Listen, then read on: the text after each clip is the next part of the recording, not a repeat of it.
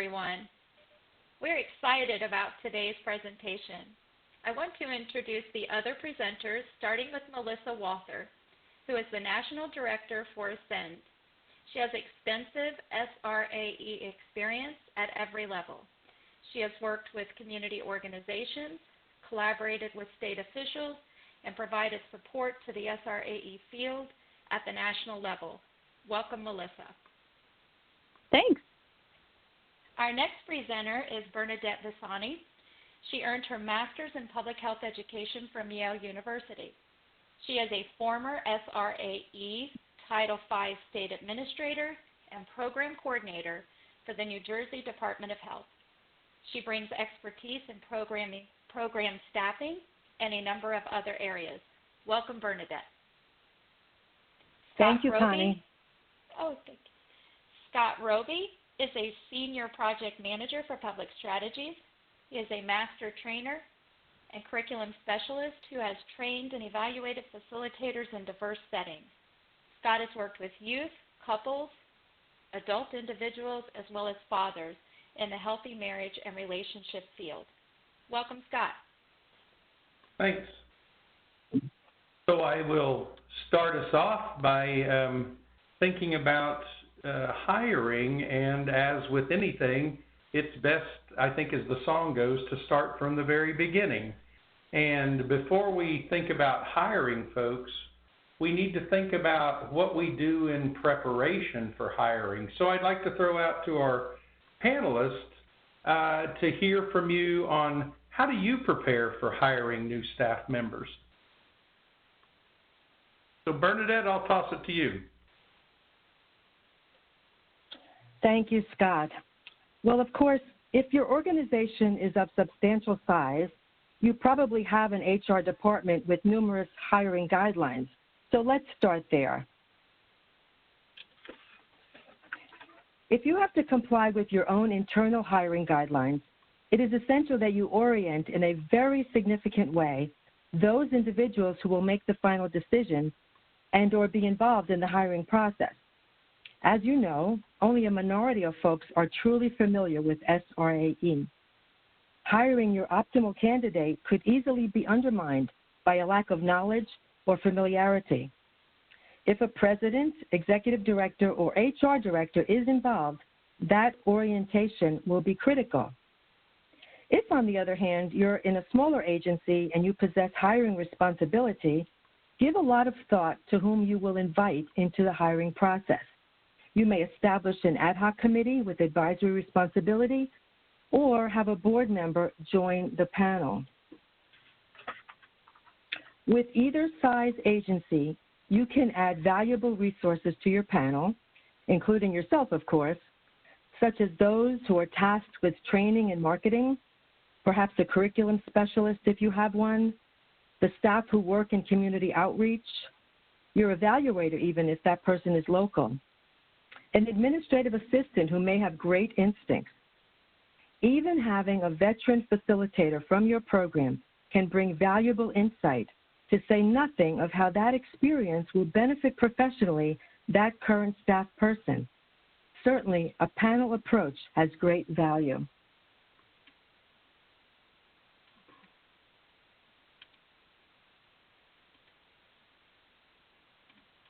Scott?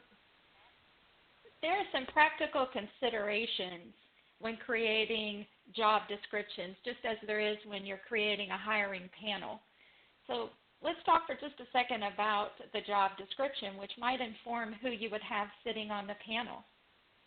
First, consider the importance of the job description in communicating the role and attracting a good fit candidate. A job title is also important.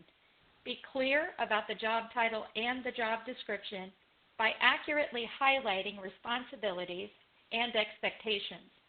No jargon or obscure phrases such as a dynamic people person, a math wizard, someone who loves working with youth.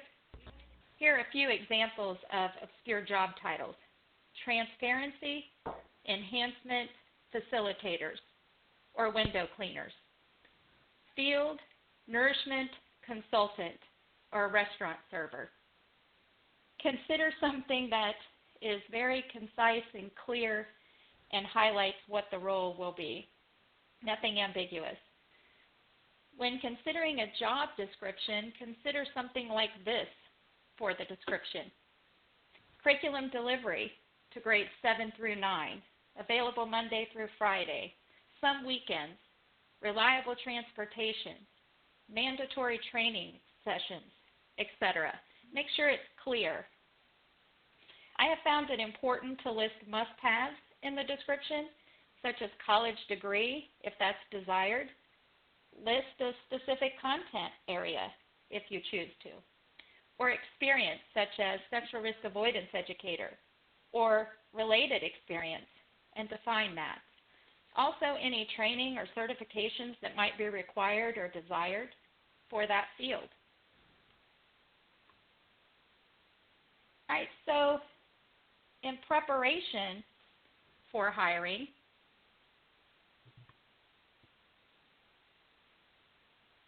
who should write the job description? So one of the things that you have to consider is if you're in a small organization, it may just simply be the program coordinator or even the lead facilitator that are contributing to the job description. Right, but then if circumstance allows, it can be helpful to obtain input from those that are either currently holding the position or have in the past, as Bernadette mentioned, to ensure that you're including the actual day-to-day tasks that are required for that job. You can certainly have a lot of input, but the project director or the key person should have the final say. Remember, you can adapt from other existing generic postings as you formulate your job description.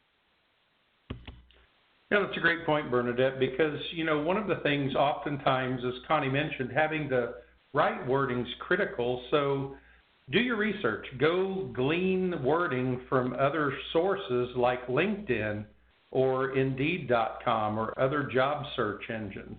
That can be really helpful to find exactly the right wording. And that goes along with our next topic, thinking about marketing strategies.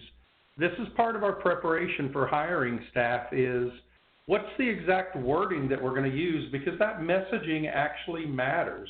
So you really do want to tailor your wording in the job posting to convey the most critical attributes or qualifications that you have in your position for that role and for that position. So let's think about this. So say you're hiring a facilitator.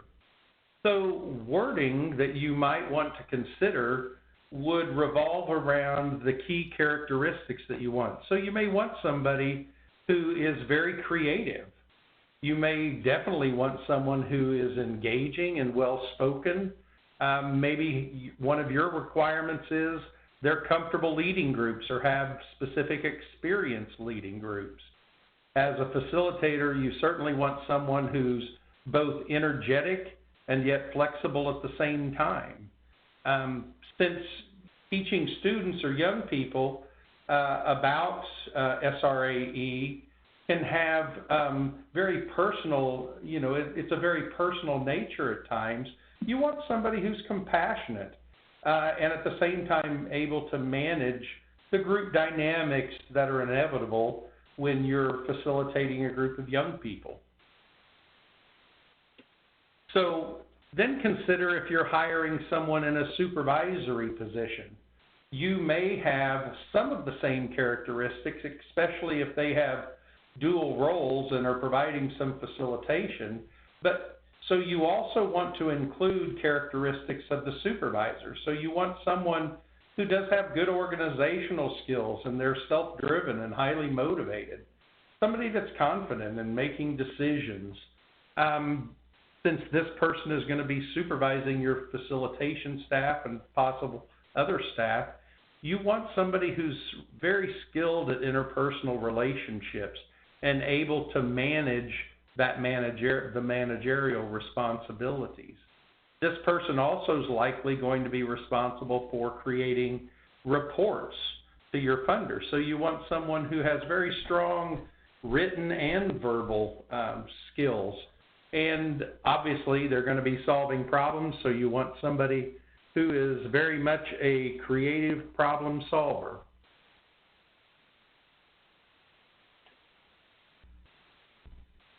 Yeah, and then equally important, just as important as the language that you use to form the job description, it's also really important that you're intentional in drilling down on how you're going to find the best candidate.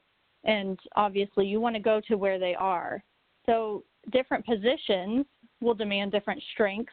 Facilitation will require different characteristics and strengths than a position such as a program manager or an administrative role. And also, if your facilitators team teach, you'll want to consider the strengths and weaknesses of the other facilitator in order to find a good match that will work well. So in addition to the kind of traditional recruitment avenues, make sure to utilize those stakeholders and partner organizations that really know the work that you do. They have a really clear understanding of what you're seeking to accomplish and would be able to help identify the best candidates that will really fit with your organization well.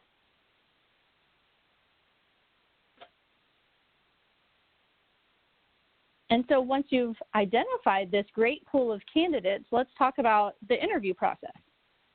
How do you assess your job candidates and their fit within the organization?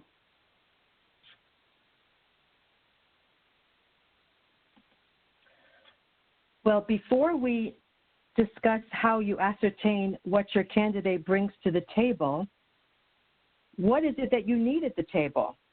In other words, what are you looking for? The essence of a candidate's strength as an SRAE facilitator is equal parts skill and experience and alignment with your program. Each of our SRAE programs has a culture and identity driven by our geographical region, our demographic profiles, etc.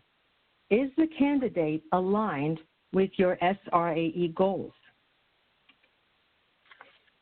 So regarding mission, is your candidate comfortable with the SRAE approach and positions on some controversial issues? Can you sense the degree to which the candidate not only understands your mission, but also embraces it? On the subject of core values, what does the candidate's previous experience tell you that's relevant to your program?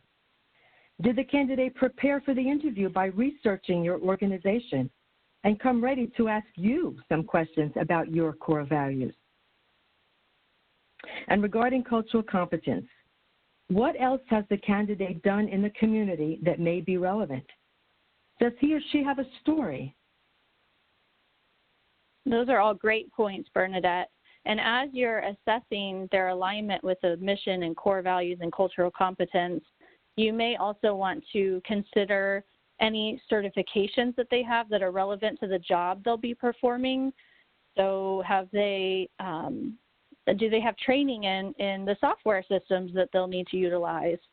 Have they been trained in the curriculum that you're looking to deliver? Or you'll have to kind of factor in the cost for them to attend that.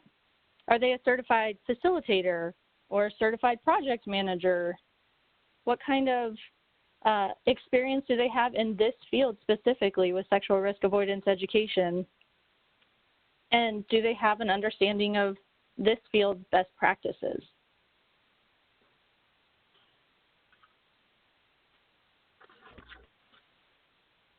Great. Now, the other thing to consider is be creative or innovative in your interviewing approaches. So role-playing interview questions may be used as part of the interview process to help you better assess candidates for their communication styles or experience with your target populations and how they would handle various situations. So interviews are an opportunity to screen for specific skills to a given position and what that position would require. So for example, having the candidate role play through activities that he or she would be expected to perform is one common strategy you can use to screen for particular skills. So let me give you a couple examples of role-playing activities. Again, let's say that you're hiring a facilitator candidate, and you might have that candidate come to the interview prepared to give a 15-minute presentation on an assigned section of your curriculum or a curriculum module. And the section identified should include a facilitation piece taken from information within that module, and then also an interactive piece taken from an activity section within the module.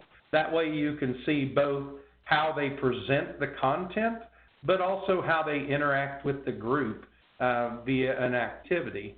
The interactive piece should be set up so the candidate interacts with the interviewer role-playing the student, and it could be a single interviewer, it could be a panel. So considering then what it would look like for a program supervisor candidate, you might present a fictional problem.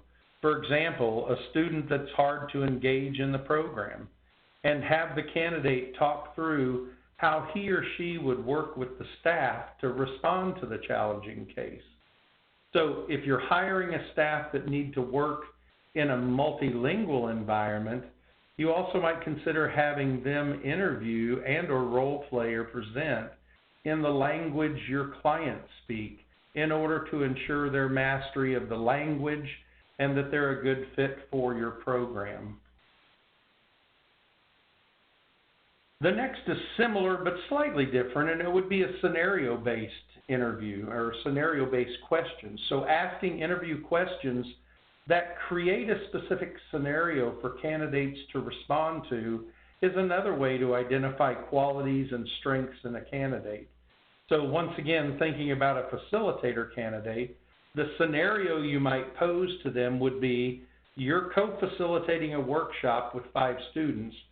The learning process in these groups rely heavily on a dynamic group discussion.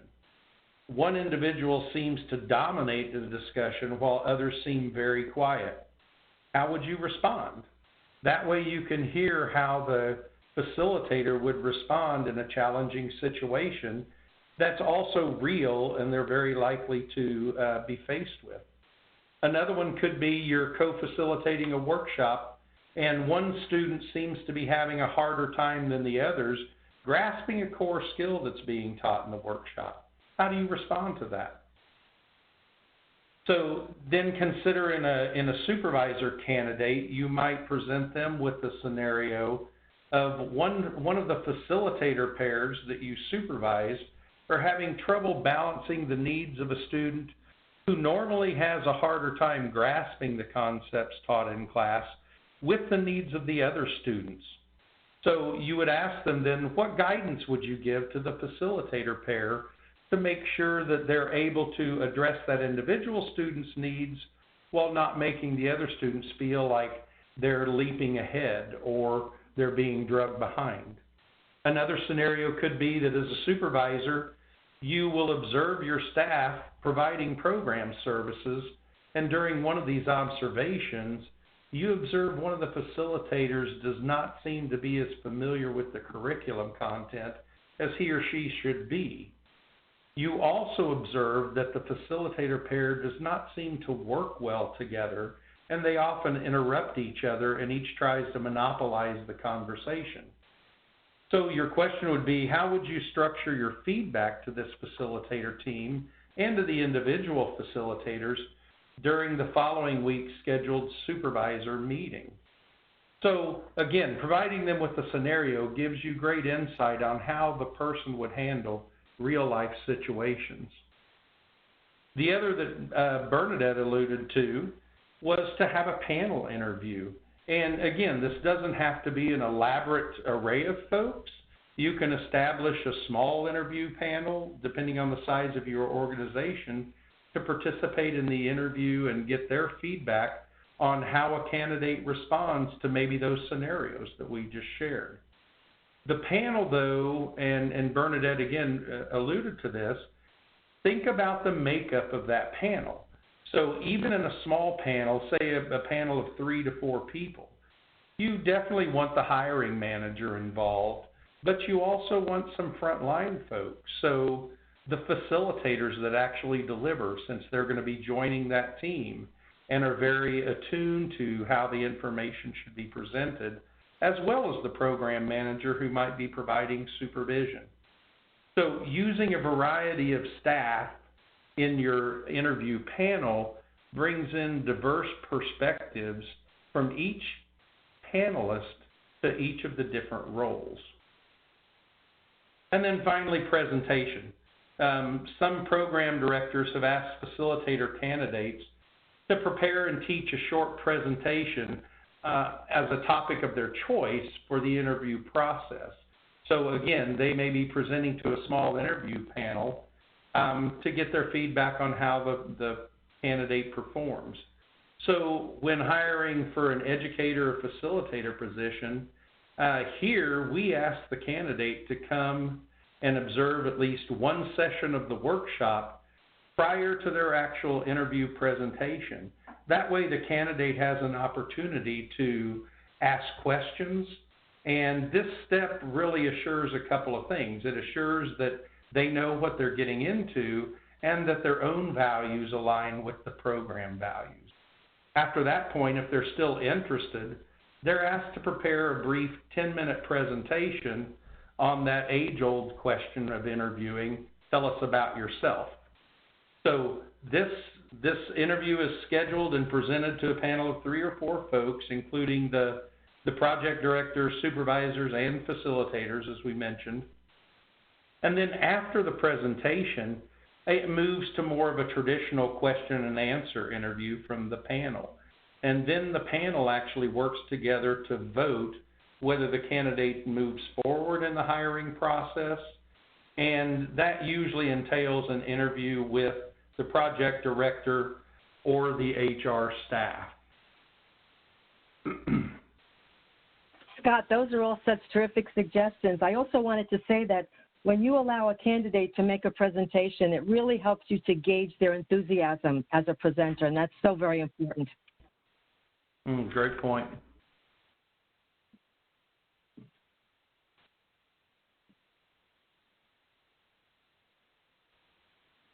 This is all great information.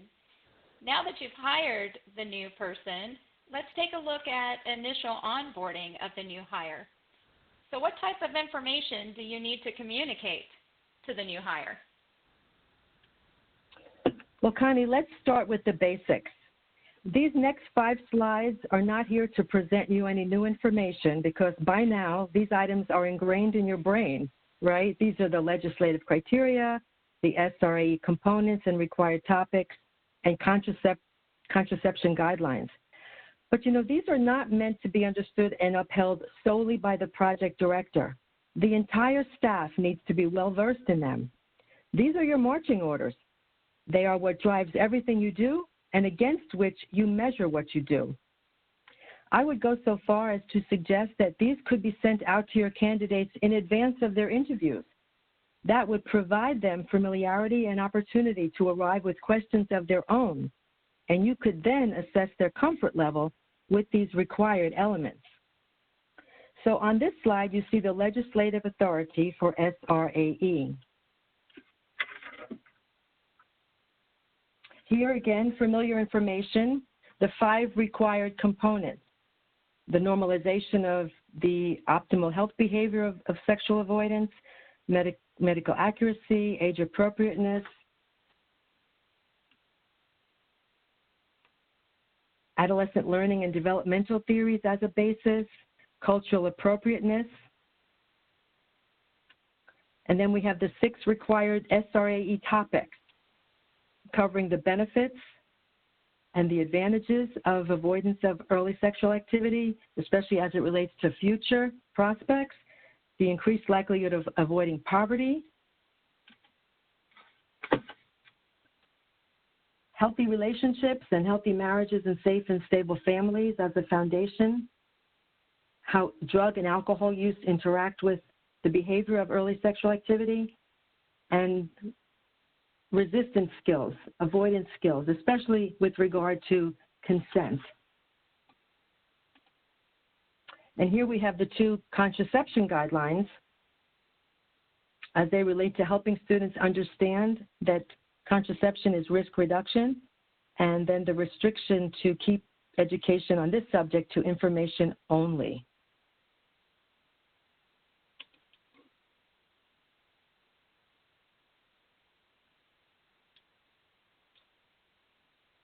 Connie? That's great information to have, Bernadette. It's the foundation, really, as we look at the other components of the process. Fidelity monitoring, as you can see, really begins with the hiring process, making sure that there's alignment to the mission and to the core values, the program fidelity, all of these things, retention of staff and program fidelity can really begin with that hiring process. So let's take a look at ongoing professional development. What support should you provide to new hires?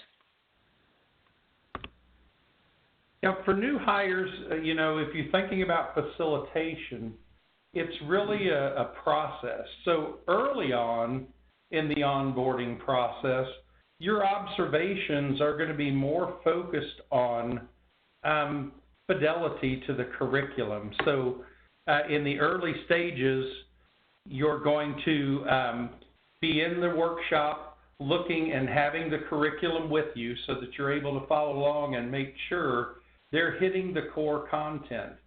And you're also going to be checking, are they using appropriate examples when they reinforce curriculum concepts?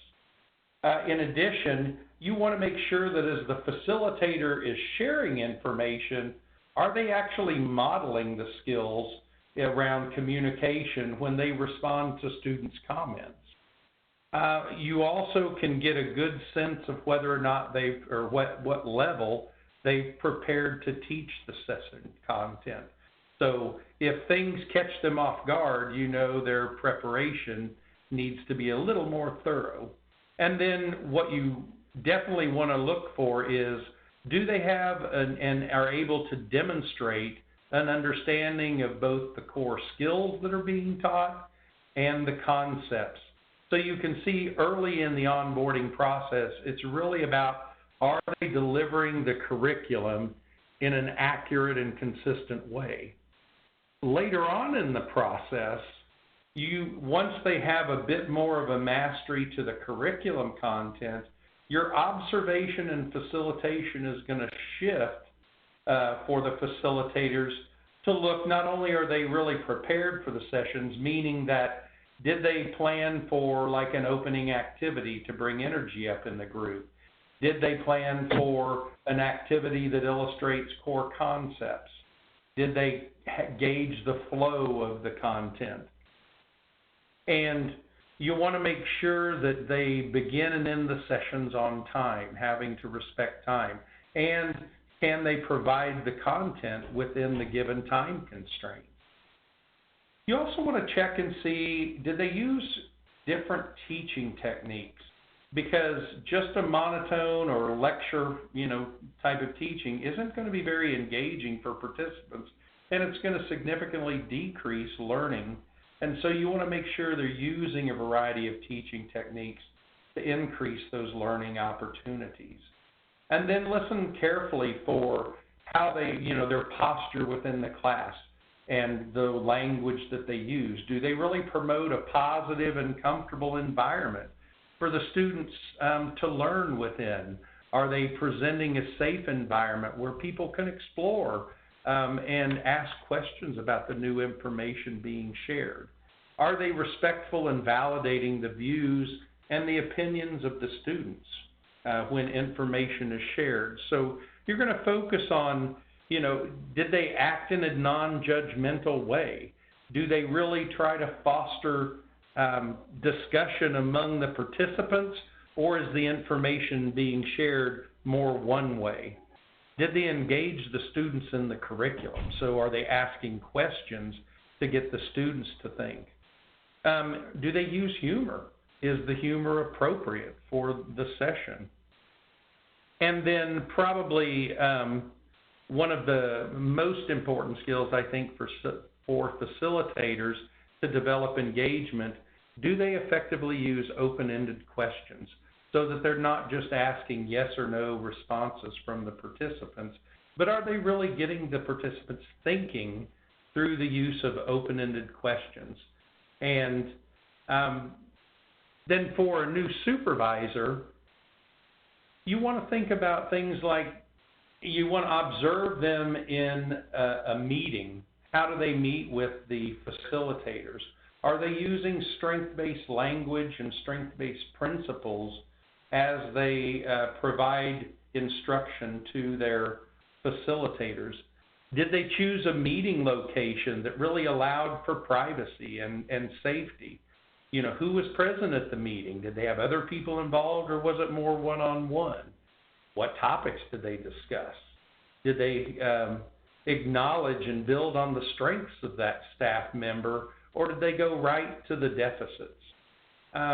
Did they facilitate the staff member addressing their own issues and coming up with their own solutions, or did they just tell them how to do things? You also want to look for if the supervisor seems to have and or work on building a relationship with the staff member, or do they have that more aloof, I'm the boss, you're the facilitator type of an attitude, because that can drastically affect your retention of quality staff. And then, are they assessing what kind of training or technical assistance that staff member might need to address these concerns and improve upon his or her work?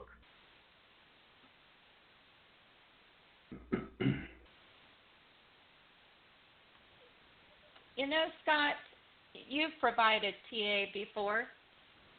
So a question I think we very frequently get is about fidelity monitoring. So if we think for just a second about all the things that you've shared in terms of observing the facilitator and, you know, the role of the new supervisor, developing that relationship early on, sounds a little bit like fidelity monitoring really begins with the hiring process and the onboarding process. So do any of the panelists here have any experience or anything that you could draw upon to share with the grantees in terms of fidelity monitoring at this point, starting off?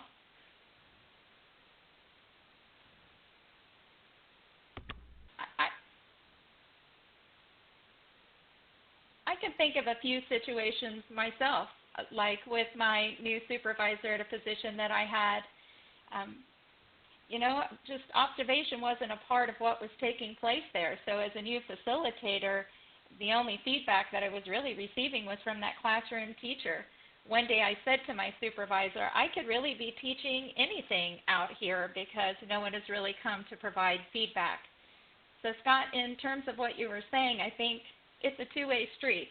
The new supervisor has to develop that relationship and create an environment where the feedback can take place, but also the facilitator has to be willing and able and ready to accept that. Melissa, I know you have a little bit of experience with fidelity monitoring. Can you draw on some experience you've had with observation? Yeah, well, I can relate to what you're saying in both being a new hire and learning a program and how valuable it is to kind of get that feedback from my program manager, as well as kind of being in the flip role in monitoring some of the new hire facilitators. So I'm sure there's lots of experience on the call now and how that relates and how important it is, like you said, starting on day one to kind of include that and weave it into your onboarding process and your continuing support of your new hires. And definitely making sure that you close the loop by taking that back to the facilitator. They have to hear that feedback. So it's not just enough to gather it, but it has to be shared with the facilitator so that they know what ways they can improve and in what areas they're strong. What did you have to add, Bernadette? Yeah, Connie, I just wanted to say that I hope that our listeners would take a look at the slides that just previously went through a list of observation Because if those items were added to, let's say, an evaluation sheet that a project director might take to an observation, that's a very easy way to log in, what's being observed. But then also that can be given to the teacher, the facilitator, even ahead of time, so that they know what they're going to be evaluated on, what they're going to be observed for. It's a very nice, constructive, objective list of things that we need to look for as we help them through the observation phase of onboarding. And as we continue to talk about the step-by-step walkthrough of onboarding, training, and support, we've been talking about the ways that we can provide training and support. And Scott mentioned something very important, sparking a human connection. We can also use that human connection between the supervisor and the facilitator, and something I know that's very dear to Scott's heart is co-facilitation. Developing those relationships that create an environment to start to retain. Actually, retention of talented people starts right on the front end in the hiring process and continues right on through. So it's very important to have a purposeful, intentional, streamlined onboarding process because staff turnover is costly, and a good retention plan can reduce the burden. Employee Benefit News reported that in 2017, that turnover can cost employers 33% of an employee's annual salary. The culprit? The hiring of a replacement.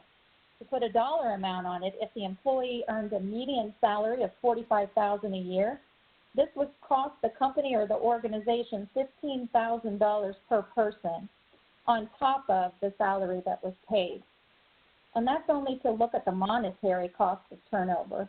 There's also a non-monetary cost. Just think about the loss of partnership within the school that the facilitator had relationships with or other organizations that were partnering. The partner might lose confidence in the organization with the turnover. There might be a dip in employee morale as others have to step in and take over additional responsibilities. It can even impact employee wellness as morale goes down and the climate changes of the organization. It takes 8 to 12 weeks to replace a worker and another 2 to 6 months minimum for that new worker to reach full productivity. So we should plan to retain talented staff. Look at all the work that we've talked about that goes into hiring a talented person. And so this onboarding process is very important, both monetarily and non-monetarily. It starts with a good human connection to retain the talented person, having good communication, having a retention plan that begins right with the interview of the candidate and continues on through the years, not a one and done.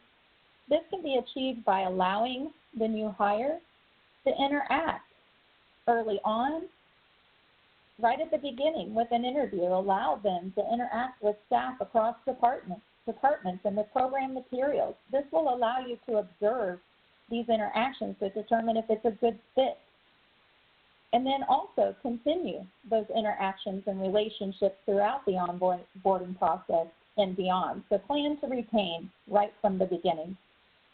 Onboarding should be a very strategic process with moments that matter, thinking about program fidelity, sustainability, growth, and impact, not just of the individual, but in the organization.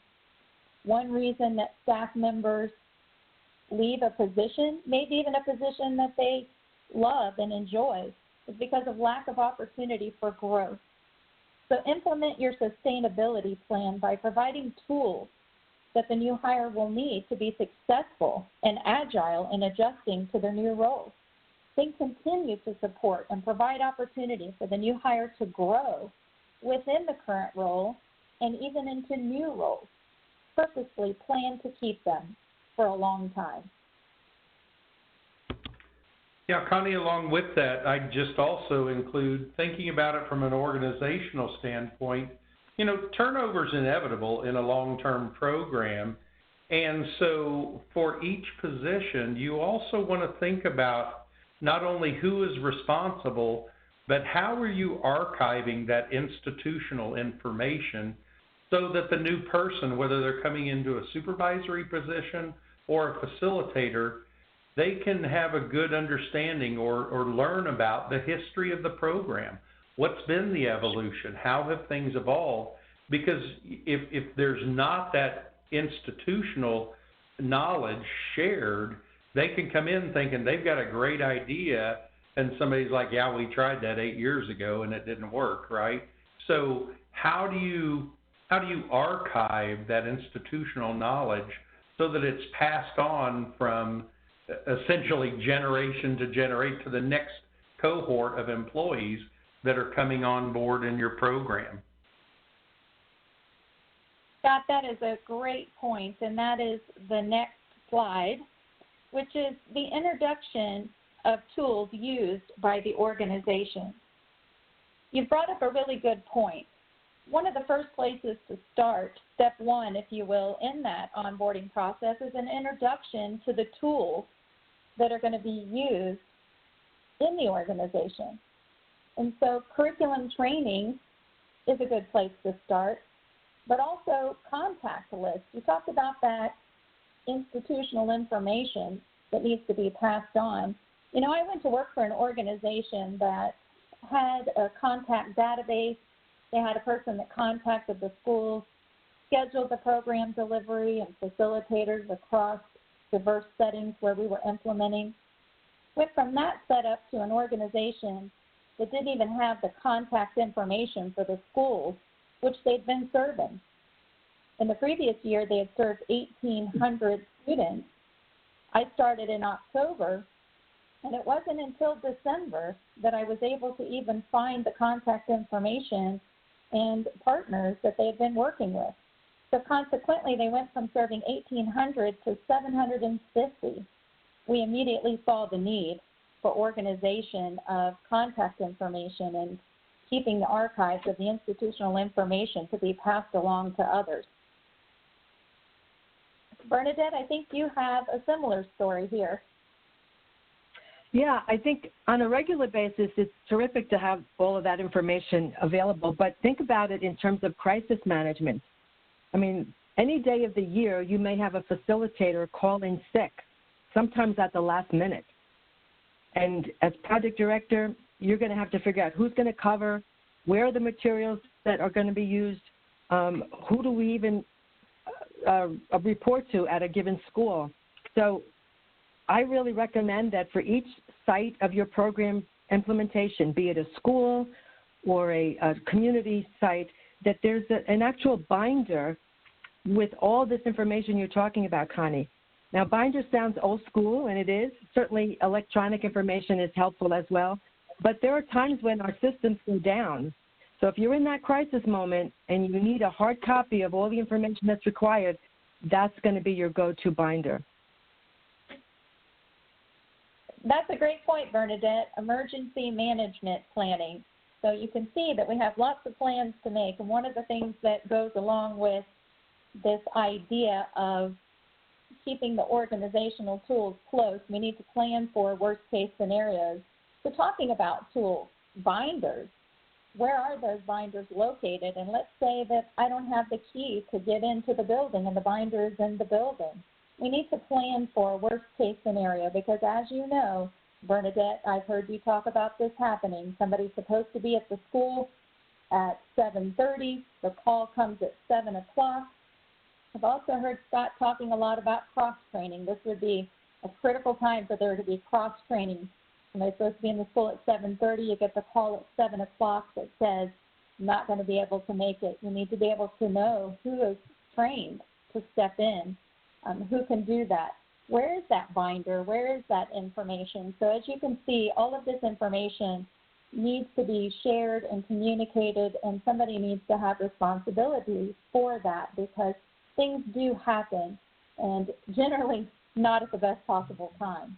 So having a plan ahead of time will really help in those situations so that you're not stuck in crisis mode, panicking about what's going to happen. There's a clear protocol, and the new hire knows what that is and who they can call and who's been cross-trained. So great point.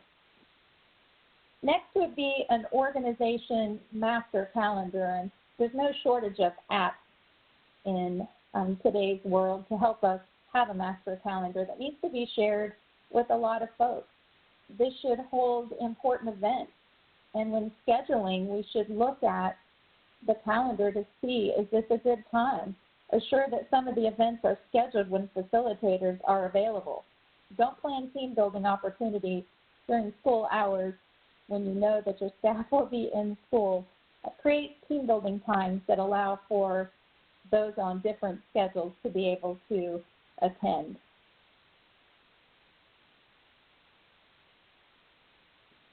And as Scott said, who's responsible for archiving the institutional information? And make sure that you know who is responsible for that and keeping that, and that good communication is happening. After the introduction of the tools, make sure that you make an introduction to the team. Make certain that this includes job descriptions, roles, and responsibilities of each team member. Make sure they know whose job that is if they have a need, or who they can reach out to. So, Bernadette, it's not just important to have the binder, but who keeps the binder, and who has that, and how do I access that? Who's in charge of that? So making sure that they know who they can count on. I had a situation at one organization that I worked for that they assigned me a buddy. And so day one, I had a person that I could go to and ask any question, and they would help me navigate the new role. How comforting it was to have somebody that had that archival information that I could turn to and ask a question and get an answer very quickly, and that person was on call for me. So having tools, having team members, and having clear roles really help the agility of a new employee and reduce that 6-month window of time on the uptake for them to get acclimated to the new role. You can cut down on that by having a plan. So Bernadette and Scott, I'm going to ask you to jump in here and provide some more information on this. Sure, I'll start. As you mentioned, I'm a real proponent of co-facilitation, and I know that's difficult or even impossible in some programs, but it can really expedite that onboarding process when you're able to pair a new hire with a veteran facilitator, because not only can they clarify what the roles and responsibilities are, but you have somebody to mentor them along, both in facilitation skills and curriculum content. It gives them somebody immediately to bounce ideas off of. And one of the other difficult things that I'll just throw out there is to recognize that turnover is inevitable, so plan ahead. Be hiring, have folks kind of in the wings at different points of entry into your program when you can, because the onboarding process is just that. It's a process. It's not just getting someone trained in a curriculum. It's really bringing them up to speed in how to present to students in your area, in your settings. And so having a co-facilitator can really help that process. And clearly we're talking about team development and how very important it is to not only the success of your program, but also to the health and well-being of each team member. So just a word of sensitivity to what's going to invariably come up, which is personal differences between staff members, difficulties communicating, getting along, working together. As a program manager or project director, you have to really be aware and very tuned in to each of your members and do those kinds of team building things that will maximize your positives and minimize your negatives. And sometimes we have to actually go to a human resources perspective for information on that, but it is so very important. As we talked earlier about retention, it's not just each individual's happiness with his or her job, it's can I get along with these people, and can I enjoy what I'm doing with them? It's really a team effort, and that's the way it has to go forward.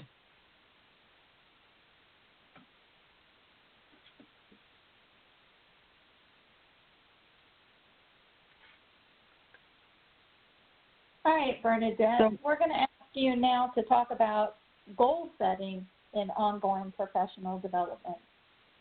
Right. After all the work you've been doing to prepare to hire, to conduct interviews, and carry out extensive onboarding, we wish we could say you're almost done. But the truth is that even after you've hired your fabulous staff and they're all showing up with the best effort on a daily basis, ongoing professional development is what keeps yours a successful program. It's what keeps your messengers on their top game. And as we all know, the messenger is the message, especially in this field. That's the person that delivers your content. That's the person who demonstrates authenticity. And if there's one thing students can see through, it's a lack of authenticity.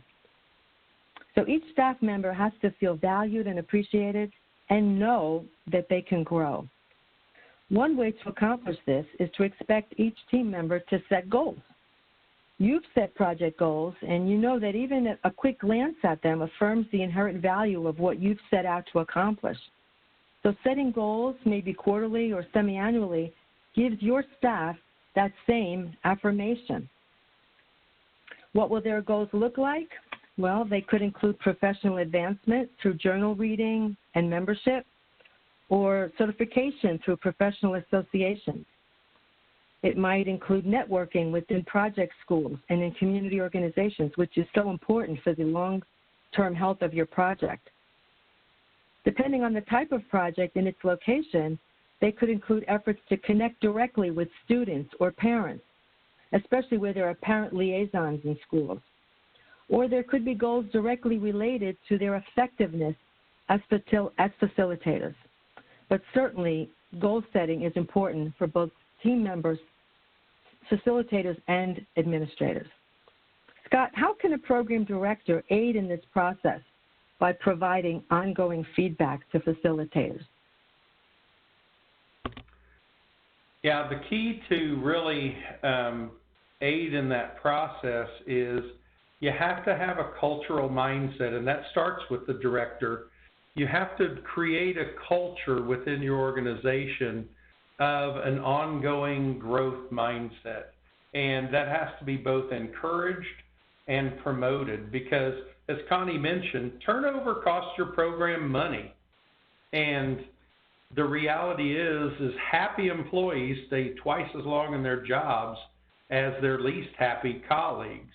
And one of the best ways to retain staff is to create an atmosphere of continual growth and learning opportunities, because then people feel valued.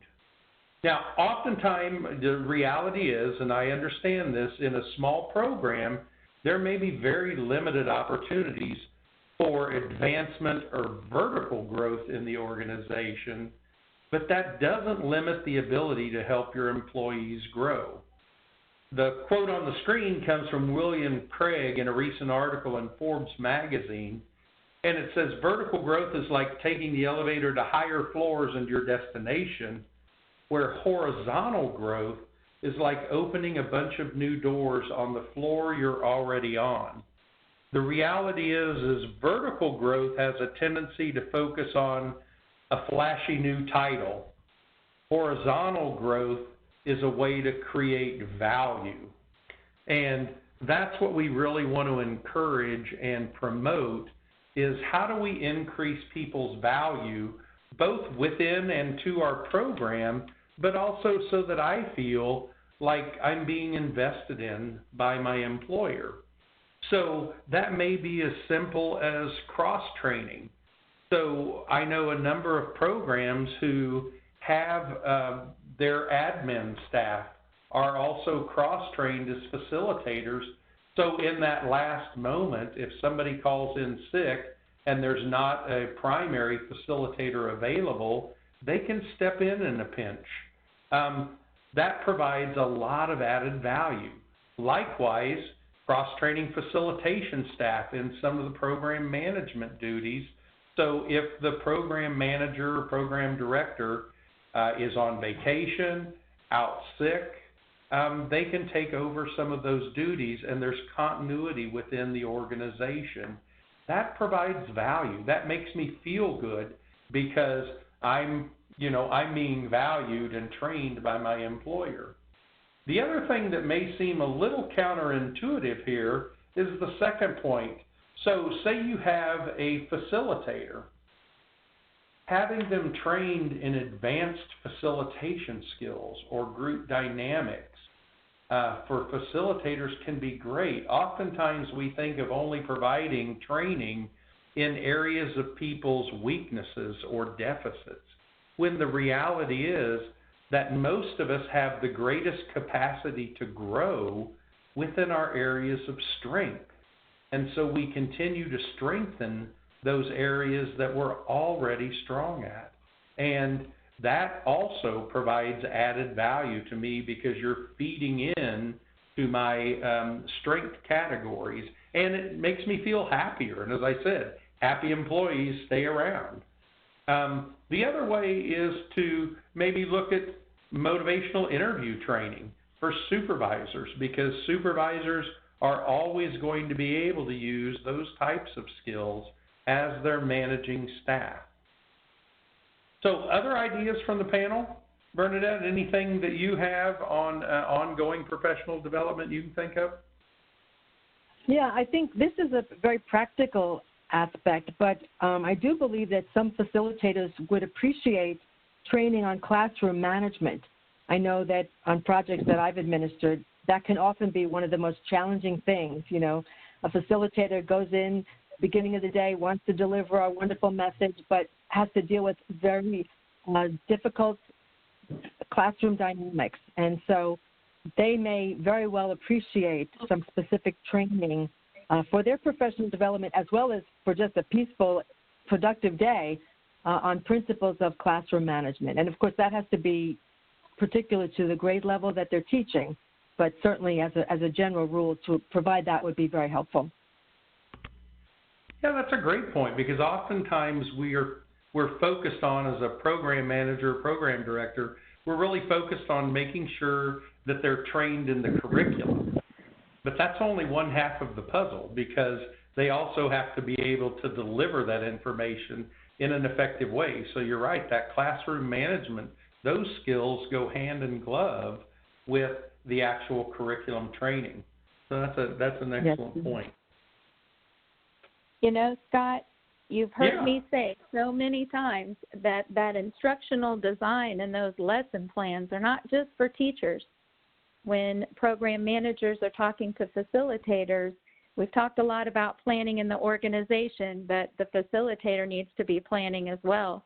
We talked about emergency management and crisis management. Facilitators need training in that as well. What can they do if there's a disclosure from a student? Where's the resource for that? What's the protocol?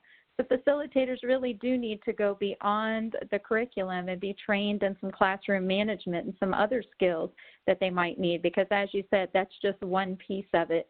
And growing them into that role is, as we said, much cheaper than hiring a new one. So plan to keep them and provide opportunities for growth, and the classroom management is definitely one piece of that, and lesson plans can really help with that as well. Great point. Yeah, and I can't overstate the importance of regular observations and feedback within your programs. Now, I often have program managers say, gosh, that takes time. You're right, it does take time, but there are a few things as essential, I think, to monitoring how the information is getting passed on to the end user.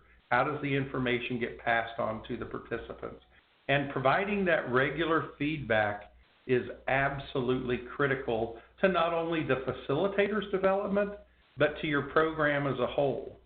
And it's as particularly important with a number of the younger folks that we're hiring as facilitators today. And bear with me, because I'm going to say it, back in my day, as an old guy, when you didn't hear anything from your supervisor, that was a good thing. No news was good news. But that's not so for today's younger workforce. No news is often interpreted as my supervisor doesn't like me, or they just don't care about me. And so providing regular feedback is not only a good idea, I think it's absolutely essential. And I'm not talking about a big complicated performance review.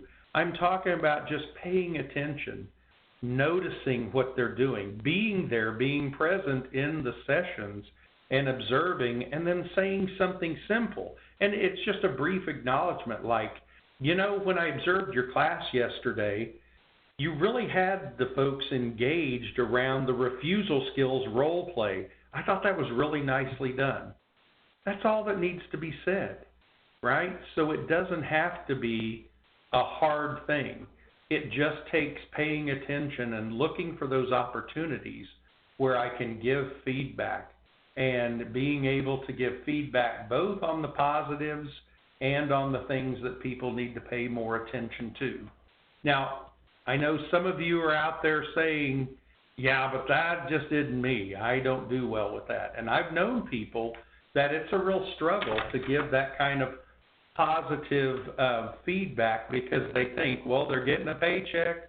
Why do I need to keep giving them strokes too? So it's probably because you function pretty well without having those external affirmations and strokes yourself. So what I would say to you is, if it's not in your nature, you need to practice it, because it's absolutely essential, both, again, to your program and retaining the staff that you've spent so much valuable time investing in. Absolutely. So I'll get back off my soapbox and pass it along. I think that's a great soapbox to be on, Scott. I completely agree. It's so critical and so important. And even if it's things we're not comfortable with, it doesn't negate the necessity of doing it. So we've got to practice. So once we've established a really solid professional development process, then you can focus on optimizing for program success.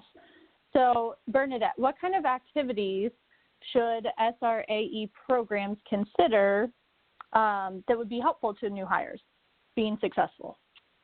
Yeah, thanks, Melissa. You know, there are obviously so many needs to address during the course of a project year, but regular huddles are a way to stay in touch and connect with each other. Sometimes teaching staff have very different experiences and challenges, and huddles can be a nurturing, even healing time together. Now, obviously, they should be scheduled at times and frequencies that suit your needs. But then, you can build in special times for special impact or encouragement. So let's say we invite to a staff gathering someone who has become a cheerleader for your program. Maybe that's a school nurse who sings your praises to the health supervisor or principal. Maybe it's an athletic coach who took your message to the locker room and was so proud of the results. Maybe it's a budding teen advocate to inspire your staff. Or a satisfied parent who just can't speak highly enough of what your message is meaning to that parent's child. Keep in mind that we usually showcase these kinds of people, these kinds of folks, to impress or engage our community. But your staff is your first community, so be generous with this kind of encouragement.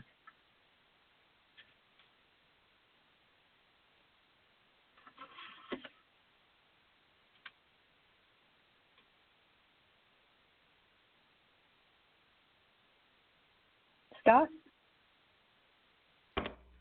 Great point, Bernadette. So taking this now then, thinking about how we optimize program success, taking it outside of the organization. So thinking about those external partnerships, because we don't live in a silo, we don't do this work alone, we have to develop outside partnerships. So I want to talk here at the last about 3 common types of partnerships that grantees enter into. And they would be service delivery partnerships, referral partnerships, and then partnerships with community-based organization. As the grantee, you're the one that's accountable for your partnerships. So you want them to represent your grant in the best way possible, and you want to be sure that you're doing everything you can do to set them up to succeed. So each type of partnership takes its own special attention and its own particular maintenance. So let's first talk about or think about service delivery partnerships. These partnerships are where you might train non-grant staff, so people at the partner organization, to facilitate your curriculum in their location or school or organization. For service delivery partnerships, you need to provide, at the very least, monthly oversight and monitoring visits, because you want to be there just like in your own services you're delivering, to see not only at what they're doing in the books as far as how they're logging the program, but you want to see how your curriculum is being delivered on their site. So it's not just monitoring, are they meeting the requirements, it's really looking at it from a fidelity standpoint, both to the curriculum and to the program design that you've laid out in your partner agreement. The next are referral partnerships. Referral partnerships are where you might make an agreement with an organization or school to refer eligible youth to your program. And for referral partnerships, grantees should be prepared to provide ongoing training to educate your partner on eligibility requirements, which is the basic, but you also want to provide them training on how to talk about your program for potential participants.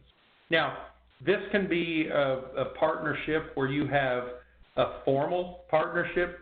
It also can be a community partner where maybe you put out, if you're delivering in your organization and you have open enrollment, you may be putting out a flyer or a rack card. Well, if that's the case, if it's a static piece of marketing, then you want to make sure that whoever that receptionist or whoever the person would see first at that organization, once they pick up your piece of information, that's the person they're going to ask about your program, and they need to be equipped, and that's on you to equip them in how to talk about your program. So create a list of talking points for your referral partners to talk to potential participants. It can be a really good idea just to have a simple one-pager that have those key talking points about your program, not just eligibility requirements, but to talk about the ins and outs of your program, how it benefits folks, and in particular, how it might benefit the clientele of that partner organization. The last would be community-based organization, and these are partnerships where you may partner with that organization for your grant staff to go on site at their location and deliver services. Now, for CBOs, you need to develop a brief quarterly report to update, so that CBO can update you on participation and participant feedback. You need to close the loop. So they've provided you with folks, you need to give loop back to them and say, hey, this has been great. It's been right on target. 20 of your folks have attended the program, and talk to them about what's being said about your program or services from your satisfaction surveys or whatever other reporting mechanisms you have. That also can work well, I would say, for the referral partnerships, because if they're referring to you off-site, it can be really good, again, to close that loop and let folks know that A, the referrals they're sending you are right on point, but B, here's how they're benefiting. So respect those partnerships as a reciprocal relationship, not just one way. And think about how you develop those partnerships. So for example, if you're creating a referral partner or a service delivery partnership, you really want to make sure in that agreement that you have performance-based deliverables in your MOU or partnership agreement. So it may sound something like this. If it's a referral relationship, X agency will refer 10 students a month that meet all program eligibility requirements. It could be just that simple, but you've put a hard number to it. Or if it's a service delivery partnership, X organization will provide 12 hours instruction of, let's say, Healthy Choices curriculum and administer entrance and exit surveys to at least 20 students ages 16 to 18 years old each month for September through November of the 2021 school year. Oftentimes people are reluctant. I don't know if it's for fear of being off-putting or what. People are reluctant to put hard numbers to things, but it's absolutely essential for a healthy partnership relationship, because then you've clearly articulated what your expectations are, and your partner understands what they're getting into, and they understand that they're an active partner. It's not, oh, we'll refer people over there when we have a chance to or when we think about you. It's an active partnership. You have expectations of X number of folks being referred to your program, and that's the best way that you can gauge and meet your numbers that are going to be required by your funding source. So put those hard numbers to it, even if that seems uncomfortable, because it's just the healthiest way to develop a successful relationship with partner organizations. So I'll pass it back to Megan to see if we have any questions. So just as a reminder, if you have any questions for today's presenters, you can submit them in the Q&A box located on the right-hand side of your WebEx window. And we've got about 10-15 minutes here for questions. So, Scott, I wanted to add to what you said there. If I could draw a similarity between building those community partners, you talked a little bit about the same things we talked about with the new hires. So onboarding community partners is similar to onboarding new staff, new hires. You're introducing them to the tools of the organization. You're introducing them to roles and responsibilities and setting clear expectations. So that onboarding process is very similar between the new hire and community partners.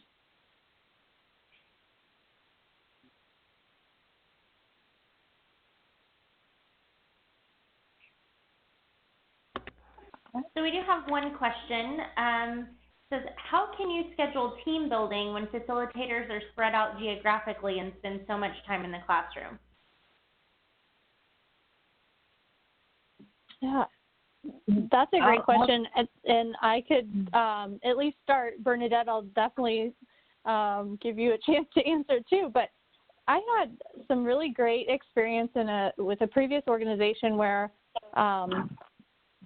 the staff were really cared for as people, not just employees. And so for a lot of the team building activities, it wasn't necessarily during traditional kind of work hours. There were opportunities to come together as a staff with our families and do kind of family-friendly activities, and do things that were sort of supportive of our personal lives also, and cognizant of the time that they were asking for.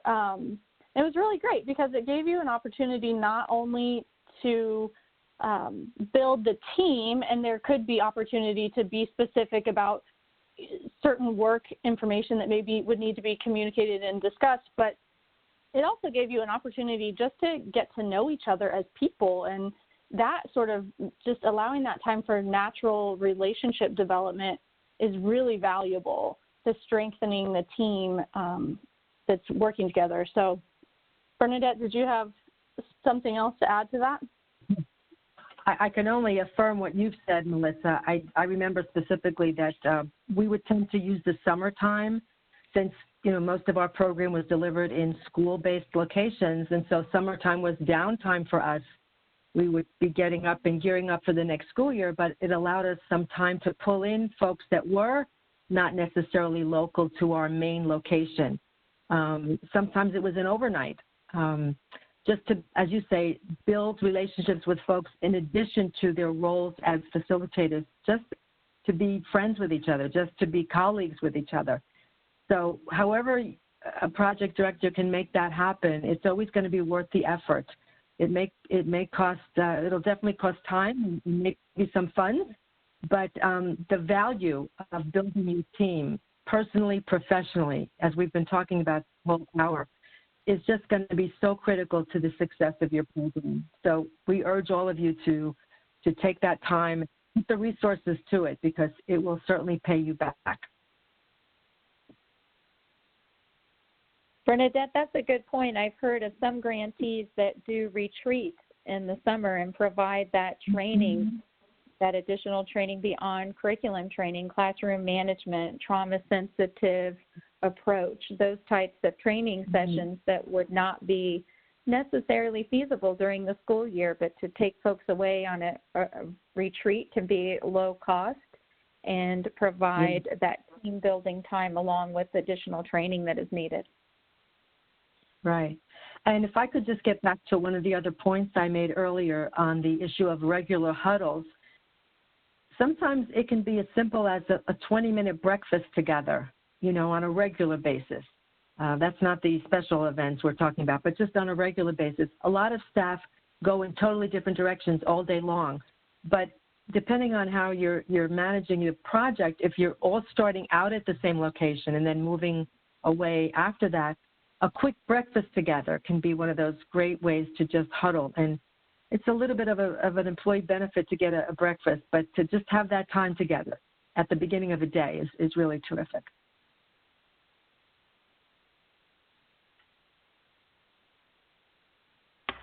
Thanks, Bernadette. We have a couple of additional questions here. Get them pulled up. Selena asked, are there any suggestions on client relation management platforms that work well for SRAE programs who need to keep track of unique data? So are there any client relation management platforms that work well to keep track of unique data?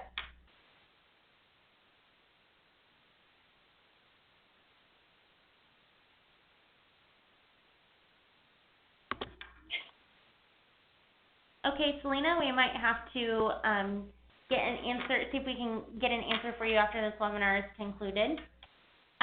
We have a couple of more questions here.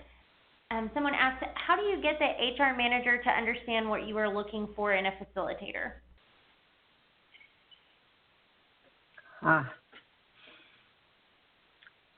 think one of the ways you can do that. Oh, go ahead, Scott. Oh, I was going to say, I can start with that.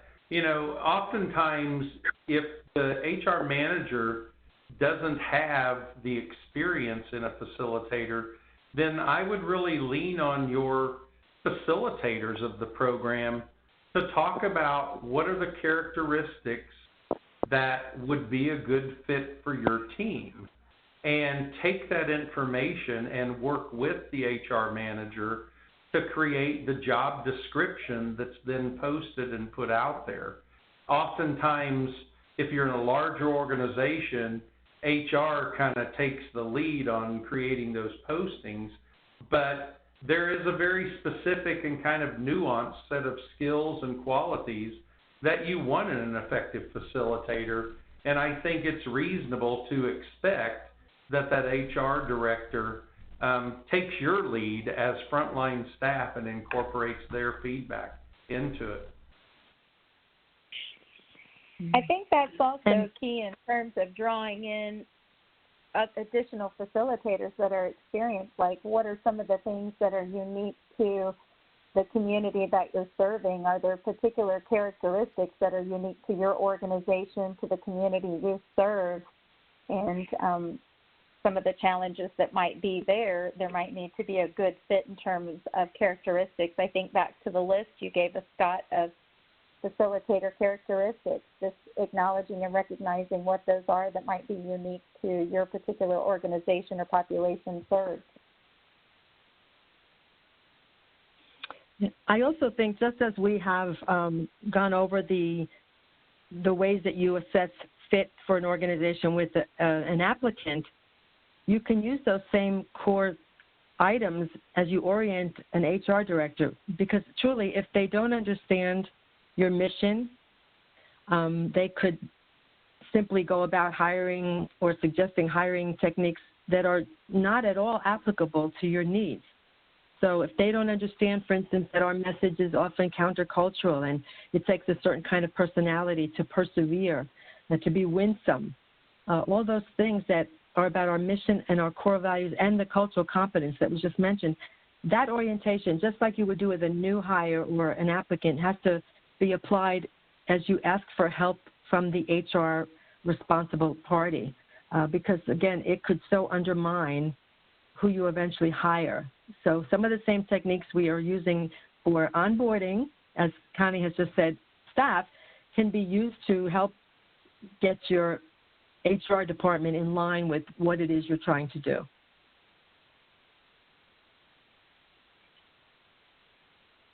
That's a good point, Bernadette, and you brought up the A through F and the other components of the legislation. Those are key things for the HR manager to understand as well. That might draw out unique characteristics and nuances in the search for a new employee. Very true.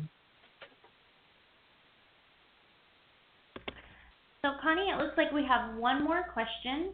They want to know, how do you encourage facilitators and your staff to practice self-care?